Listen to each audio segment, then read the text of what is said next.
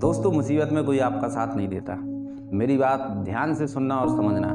मुसीबत में ना आपके साथ सिर्फ आप स्वयं अकेले खड़े होते हैं। आप सोचें कि मुसीबत के समय ना मेरे साथ मेरे दोस्त, मेरे रिश्तेदार कोई खड़ा नहीं होगा।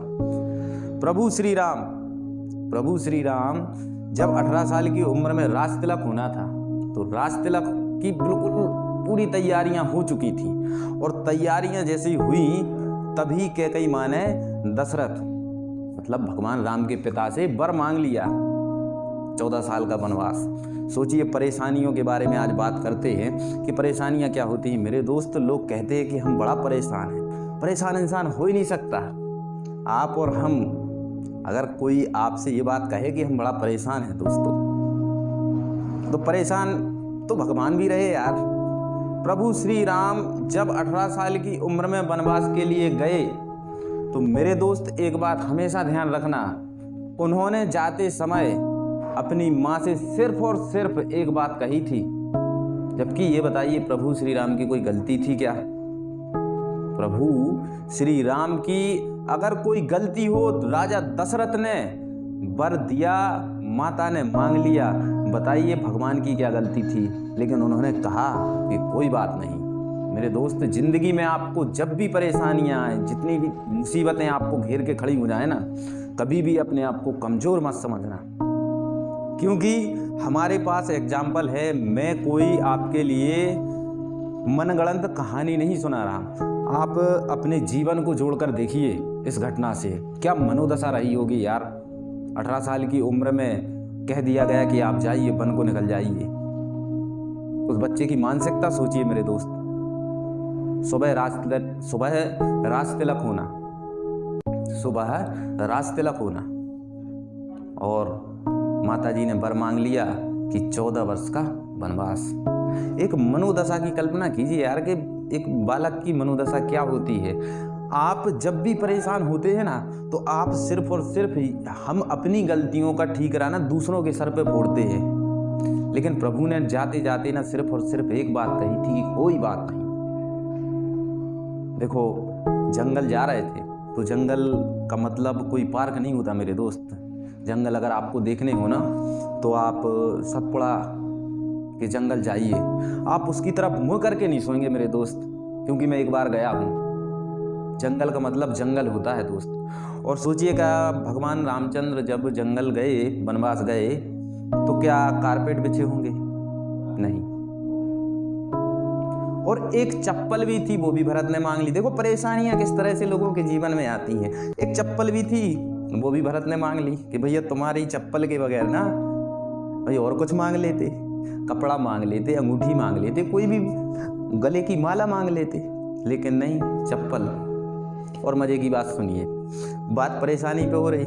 मजे की बात ये थी कि देखो, मुसीबत के समय आपका साथ देने वाला कोई नहीं होता। मुसीबत के समय आप अकेले होते हैं। साथ कौन गया? पत्नी और भाई। और लोग भी जा सकते थे मेरे दोस्त, लेकिन कोई गया नहीं। क्यों? क्योंकि लोगों ने सच कहा है कि मुसीबत के समय ना बिल्कुल आप एकदम अकेली, जब आप शिखर पर, सफलताओं पर होते हैं, जब आपके इर्द गिर्द ऐसा माहौल होता है, तब आपकी सफलताओं में सब लोग शरीक होते हैं, सब शामिल होते हैं। लेकिन जब आप पर मुसीबत, जब आप पर विपत्ति आती, तब आपके साथ में कोई खड़ा नहीं होता। देखो, हमारे और आपके जीवन से जुड़ने की जरूरत नहीं है। भगवान को आप खुद देख सकते हैं। प्रभु के साथ में कोई नहीं था, सिर्फ और सिर्फ एक भाई और पत्नी। दोस्त, अपने आप को कभी कमजोर मत समझो। इस देश को ना आपकी जरूरत है।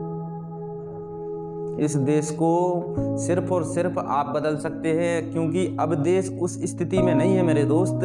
अब रोटी, कपड़ा और मकान की लड़ाई बिल्कुल नहीं है दोस्त। 135 करोड़ पब्लिक हो चुकी है। आप समझिए, आप कब बदलेंगे? अपने आप को बदलिए। कुछ ऐसा काम कीजिए यार कि आपकी वजह से 4 लोग आपको देखकर मोटिवेट हों। देखो, मेरा सबसे यही कहना है मेरे भाई कि मैं जिस दुनिया में आ गया ना कहीं मेरी स्थितियां बहुत विपरीत थीं। इन विपरीत परिस्थितियों की वजह से मैं इस दुनिया में आ गया।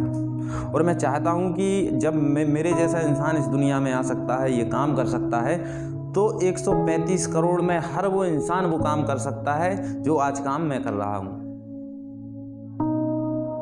आप मेरी बात को अदरवाइज मत लीजिएगा दोस्तों, कभी सोच कर देखिएगा।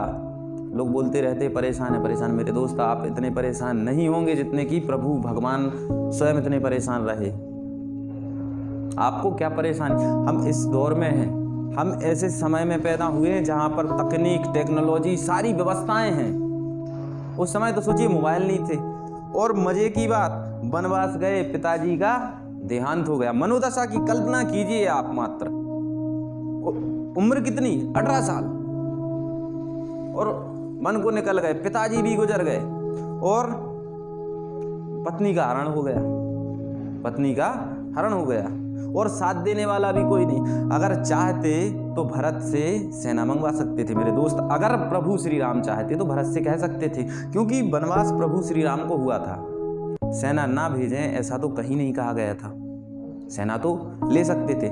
चलो भरत से नहीं, राजा जनक से कह सकते थे, लेकिन देखो प्रभु ने मुसीबत के समय में आपके साथ वही इंसान रहेंगे जो परेशान हैं, जो दलित हैं, जो पिछड़े हैं, वो आपके साथ खड़े रहेंगे। जो सक्सेस हैं वो इंसान आपके साथ में खड़ा नहीं होगा मेरे दोस्त। देखो प्रभु ने भी राजा राम से मर्यादा पुरुषोत्तम श्री राम बनने तक का सफर जो था 14 वर्ष का, ऐसे ही नहीं बीता। बहुत मुसीबतें, बहुत कठिनाइयां उनके जीवन में आई मेरे दोस्त। बंदर भालुओं का सहारा लिया प्रभु ने। किनका? बंदर भालुओं का। और सबसे मजेदार बात यह है कि उन बंदर भालुओं से ना प्रभु ने वो काम करवा दिया जो देवता नहीं कर पाए। तो देखो असंभव कुछ भी नहीं है।